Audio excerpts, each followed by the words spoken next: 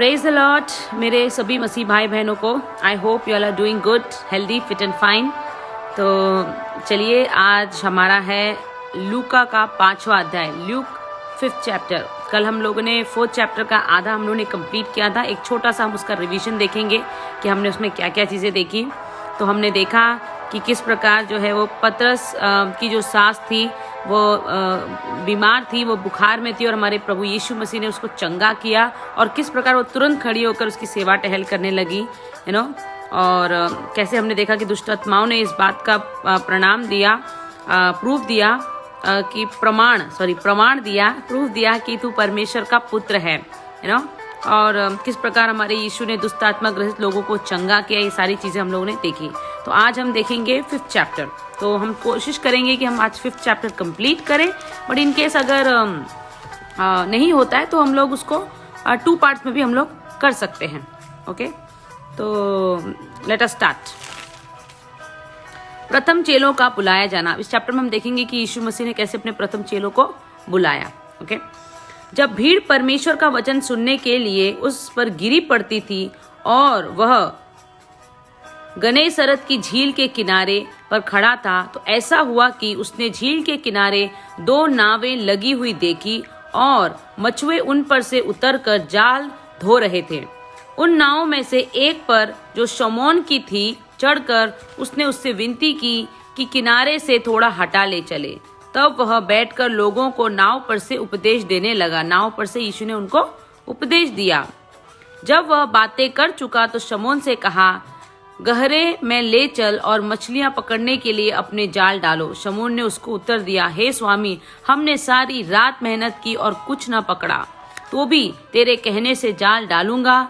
जब उन्होंने ऐसा किया, क्या बोला, तो भी मतलब बोला हमने सारी रात हमने मेहनत करी है और हमें मछलियां नहीं मिली, लेकिन क्योंकि तू कह रहा है इसलिए मैं जाल डालूंगा। और जब उन्होंने ऐसा किया, जब हम प्रभु के विश्वास में हम बने रहते हैं, प्रभु भले हमारा मन न मान रहा हो, हमने कोशिश करी हो लेकिन काम नहीं बना हो, हम अपनी समझ का सहारा लिया हो, अपनी एक्सपर्टीज को हमने यूज किया हो लेकिन काम न बना हो, लेकिन अगर हमारा विश्वास परमेश्वर में है, अगर हम प्रभु में स्ट्रांग हैं, बाइबल रीडिंग में स्ट्रांग है, परमेश्वर से अगर हम बातें करते हैं, तो प्रभु की आज्ञा अगर हम जो सोच रहे हैं उसके विपरीत भी अगर जा रही है, लेकिन उस पर भरोसा रखकर अगर हम काम करते हैं तो क्या होता है। देखिए, जब उन्होंने ऐसा किया, जब हम प्रभु की आज्ञा के अनुसार काम करते हैं तो बहुत मछलियां घेर लाए और उनके जाल फटने लगे, आशीषों का ढेर आ गया। करेक्ट। तो हमें भी उसी प्रकार इस कहानी से और इस वचन से मैंने कई बार अपनी लाइफ में बहुत बड़ी बड़ी ब्लेसिंग्स पाई। आप ऑफिस में अगर काम करते हैं, आप स्कूल में अगर स्टूडेंट हैं, आप टीचर हैं, आप ऑफिस में कोई प्रोफेशनल हैं, बिजनेसमैन हैं,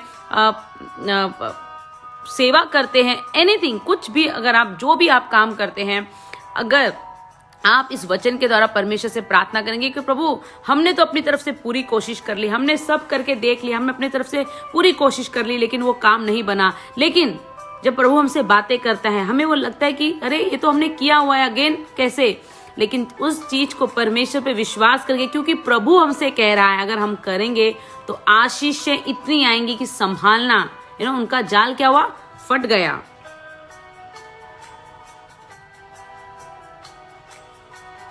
यस, यह देखकर आकर हमारे साथियों को दूसरी नाव पर थे संकेत किया कि आकर हमारी शमौन ने उसको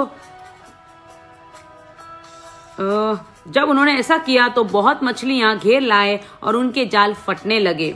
इस पर उन्होंने अपने साथियों को जो दूसरी नाव पर थे संकेत किया कि आकर हमारी सहायता करो। देखिए, इतनी मछलियां हो गई कि उनको मदद के लिए बुलाना पड़ा कि आओ हमारी सहायता करो, और उन्होंने आकर दोनों नावें यहाँ तक भर ली कि वे डूबने लगी। इतनी वो मछलियां भर गई नाव में कि वो डूबने लगी, मछलियों का वजन ज्यादा हो गया।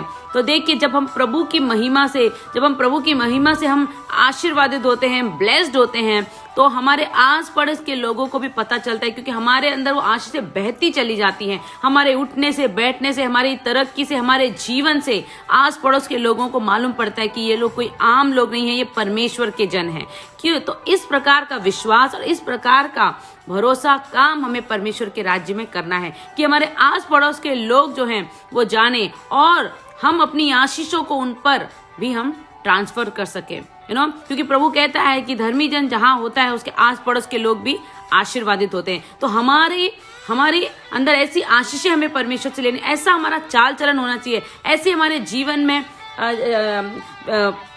टेस्टिमनीज होनी चाहिए, गवाहियां होनी चाहिए कि लोग, आस पड़ोस के लोग जो अविश्वासी हैं वो भी लोग जाने कि हम परमेश्वर के प्रियजन हैं, हम कुछ खास लोग हैं, है ना, और हम उन आशीषों को उन तक भी पहुंचा सके। ये एक्चुअली एक मसीह जीवन होना चाहिए, ये हम लोगों की एक पहचान होनी चाहिए। ये हम लोगों की एक पहचान होनी चाहिए कि दुख सहना, तकलीफ उठाना, गरीबी में, श्राप में, पीड़ा में, बीमारी में, ये सब हम मसीह भाई बहनों के लिए नहीं बना है। कोई बीमारी हमारे लिए नहीं बनी, क्योंकि यीशु मसीह ने कहा अब सब खत्म हुआ, क्योंकि हम पवित्र लहू द्वारा हम खरीदे हुए बच्चे हैं। तो हमें हमारी आशीषों को ऐसी आशीष हमारे पास, इतनी भरी हुई आशीष हमारे पास होनी चाहिए, हर चीज की बहुतायत हमारे पास होनी चाहिए कि हम आस पड़ोस के लोगों को भी बुलाकर उनकी भी हम सहायता कर सकें और उन्हें भी हम आशीर्वादित कर सकें। ऐसी हमारे पास सामर्थ्य होनी चाहिए। और उन्होंने आकर दोनों नावें यहाँ तक भर ली कि वे डूबने लगी। यह देखकर शमौन पतरस यीशु के पांव पर गिरा और कहा, हे प्रभु, मेरे पास से जा, क्योंकि मैं पापी मनुष्य हूँ। कहता, प्रभु तू कितना भला है, तू कितना महान है। हम ये बहुत जरूरी है, अपने आप को नम्र करना, दीन करना, क्योंकि हमें अपने किसी भी टैलेंट पे, किसी भी सामर्थ पे कभी भी घमंड नहीं होना चाहिए, क्योंकि जो भी है वो प्रभु का दिया हुआ है। परमेश्वर ने हमें बनाया है, तो हमें किसी चीज पे घमंड नहीं करना है, नम्र होना है। और वो समझते हैं कि मैं तो इस लायक भी नहीं हूँ, लेकिन प्रभु मेरे साथ है। क्योंकि इतनी मछलियां के पकड़े जाने से उसे और उसके साथियों को बहुत अचंबा हुआ, और वैसे ही जब्दी के पुत्र याकूब और यूहन्ना को भी, जो शमौन के सहभागी थे, अचंबा हुआ। तब यीशु ने शमौन से कहा, मत डर, अब से तू मनुष्यों को जीवता पकड़ा करेगा। यही है, यही जो मैं ऊपर कह रही थी कि यीशु मसीह जो इस बात, ये जो ऊपर जो है, तो प्रभु ने मुझे ये प्रकाशन दिया है। मैं प्रभु का बहुत बहुत धन्यवाद करती हूँ, इस वचन के द्वारा बातें करी कि हमें परमेश्वर का सुसमाचार फैलाना है। जीवित लोगों को, अविश्वासी लोगों को, अपने भाई बहनों को, आस पड़ोस लोगों को हमें प्रभु का सुसमाचार सुनाना है कि तुम्हारे पापों की क्षमा के लिए हमारे यीशु मसीह जो है वह आया है ना। तो हमें सुसमाचार सुनाना बहुत बहुत जरूरी है। तो यही चीज यीशु मसीह कह रहा है कि तू डर मत।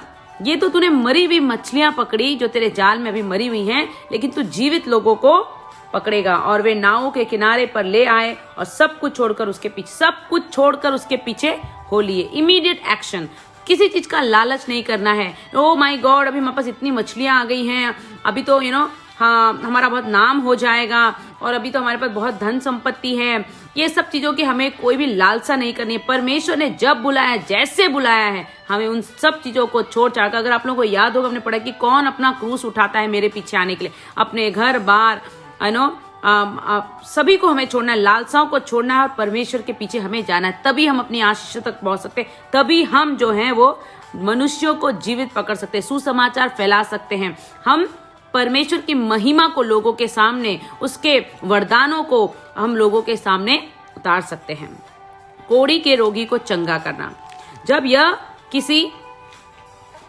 जब वह किसी नगर में था तो वहां कोढ़ से भरा हुआ एक मनुष्य आया, और वह यीशु को देखकर मुंह के बल गिरा और विनती की, हे प्रभु, यदि तू चाहे तो मुझे शुद्ध कर सकता है। विश्वास देखिए, हे प्रभु, अगर तू चाहे तो मुझे चंगा कर सकता है, तू मुझे शुद्ध कर सकता है। क्या कहा उसने?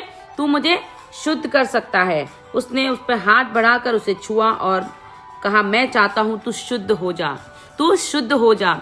देखिए, चंगाई और शुद्धता, परमेश्वर हमें हमारे पापों से क्षमा करने का हमारा प्रभु यीशु मसीह है, जो हमारे पापों से हमें क्षमा दिलाता है, शुद्ध करता है।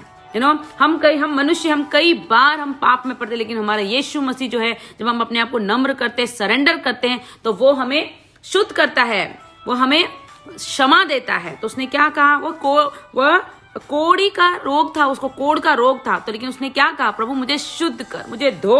और यीशु ने कहा मैं चाहता हूं कि तू शुद्ध हो जा। और उसका कोढ़ तुरंत जाता रहा।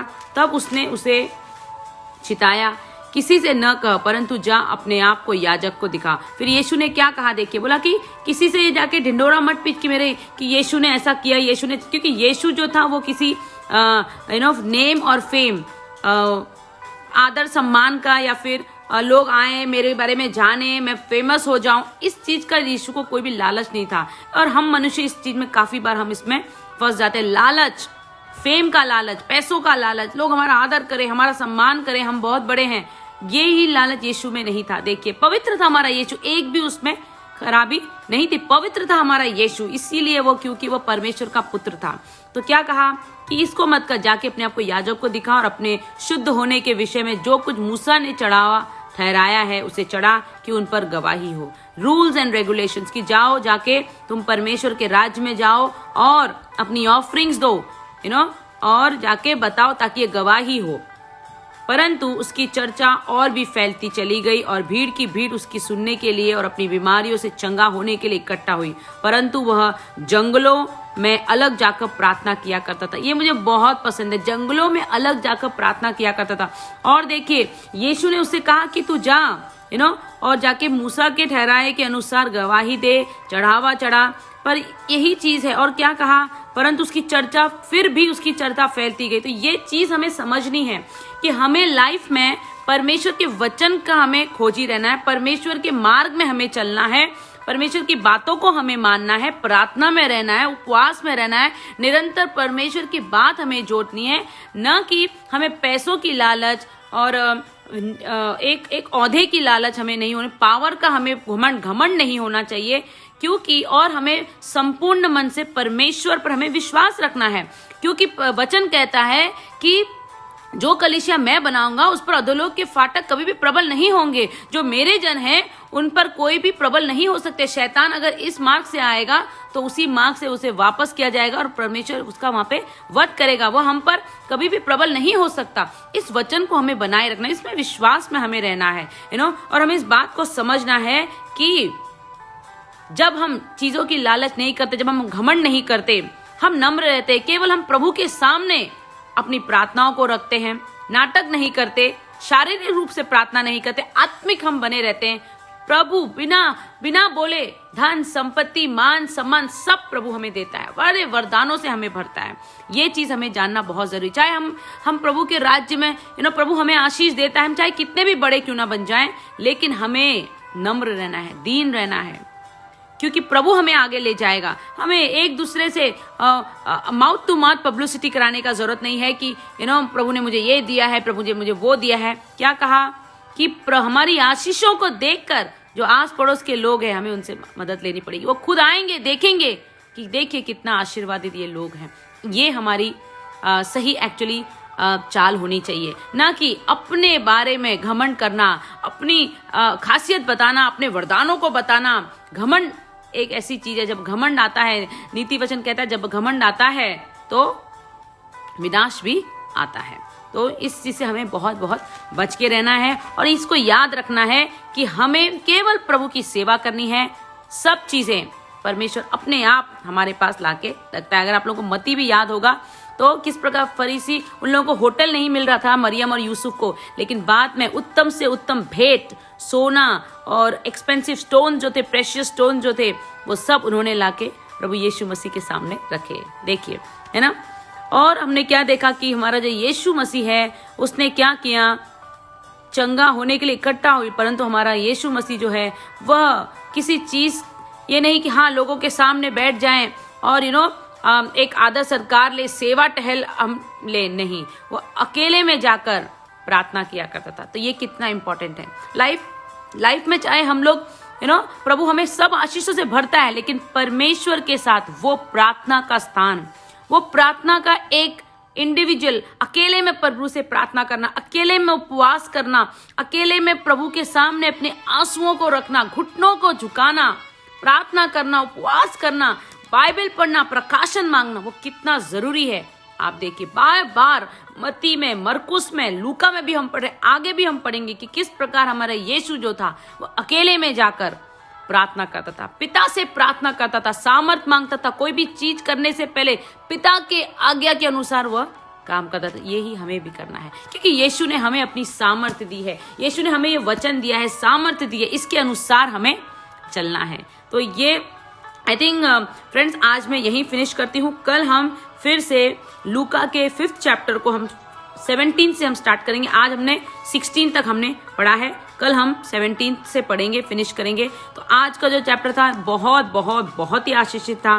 देखिए हमने थोड़ा पढ़ा, लेकिन कितनी सारी चीजें प्रभु ने हमसे बातें करी, कैसे प्रभु ने हमें प्रकाशन दिया, हमें बताता है प्रभु कि हमें परमेश्वर पर विश्वास रखना है, तत्पर हमें परमेश्वर की आज्ञा को मानना है, प्रभु पर विश्वास रख के काम करना है, अपनी समझ का सहारा नहीं लेना है, क्योंकि प्रभु हमें ऐसी आशीषें भरता है और हमें ऐसा हमें मन फिराना है कि हम वैसा फल लाएं, हम ऐसे आशीर्वादित हो कि हम हमारे आस पड़ोस के लोगों को भी वो देखें और वो जाने और हम अपनी आशीषों को उन पर भी ट्रांसफर कर सकें। करेक्ट। और किस प्रकार हमने देखा कि जो कोढ़ का रोगी था वो कैसे विश्वास से उसने अपने आप को शुद्ध करने की उसने विनती परमेश्वर से की। और हमने ये भी देखा कि किस प्रकार हमें घमंड, हमें लालच, सांसारिक चीजों की लालसा, बड़ा घर, बड़ी गाड़ी, ये सब चीजें प्रभु हमें देता है, क्योंकि परमेश्वर वचन कहता है प्रभु हमें मसीह भाई बहन लोगों को एडजस्टमेंट करके, गरीबी में रह के, श्राप में रह के, तंगी में रहने का अधिकार है ही नहीं।